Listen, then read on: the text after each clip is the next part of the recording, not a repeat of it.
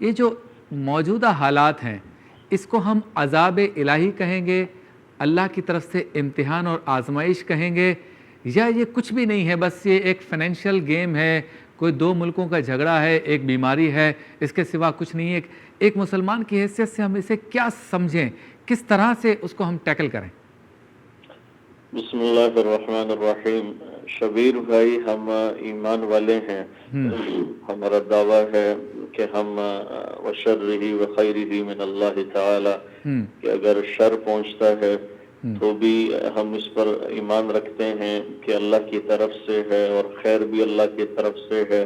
پھر اس میں اللہ کی تدبیر ہے کہ ظہر الفساد فی البر والبحر بما کسبت ایدی الناس، کہ خشکی اور تری میں کہیں بھی فساد ہوتا ہے تو یہ انسان کی اپنی ہاتھ کی کمائی ہوتی ہے۔ اور اس وقت پورے عالم کو ایک وبا نے گھیرا ہوا ہے۔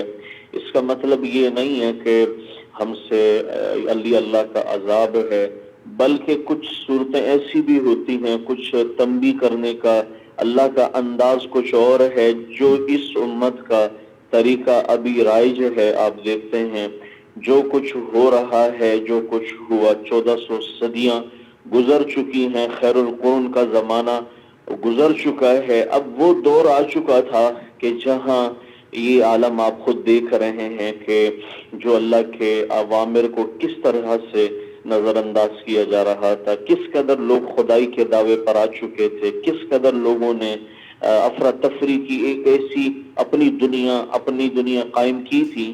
تو اللہ رب العزت نے کچھ دکھانا تھا، اور وہ پچھلی قوموں کی طرح اللہ نے نہیں دکھایا، ورنہ اگر اللہ اس طرح کر دے تو کون روک سکتا ہے؟ کوئی دوسری طاقت ہے ہی نہیں۔ اگر اللہ عذاب لا سکتا ہے تو اللہ عذاب ٹال بھی سکتے ہیں، لیکن اس میں میں اکثر کہا کرتا ہوں کہ اس نعمت سے وہ تکلیف، وہ بیماری اور وہ دکھ اور وہ غم، بشرط ایک ایمان والے کی حیثیت سے، وہ بہتر ہے کہ جس میں انسان اللہ کی طرف رجوع کر لے۔